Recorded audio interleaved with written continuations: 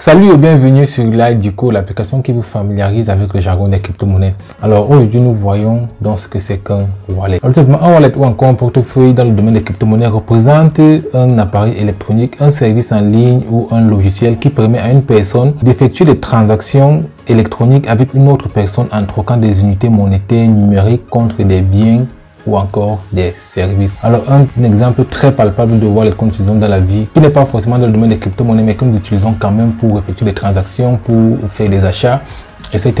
C'est les comptes mobile money, Orange et MTN Money pour le cas du Cameroun par exemple. Alors ce sont donc des comptes électroniques que nous avons sur nos appareils ou encore en ligne, qui nous permet donc de pouvoir faire des échanges avec d'autres personnes. Alors dans le domaine des crypto-monnaies, les wallets sont généralement créés sur des plateformes qu'on appelle des exchanges. À ce titre, il existe donc deux types d'exchanges, des exchanges centralisés et des exchanges décentralisés. Et en fonction donc de la plateforme sur laquelle on crée notre wallet, on a donc un niveau de sécurité assez différent.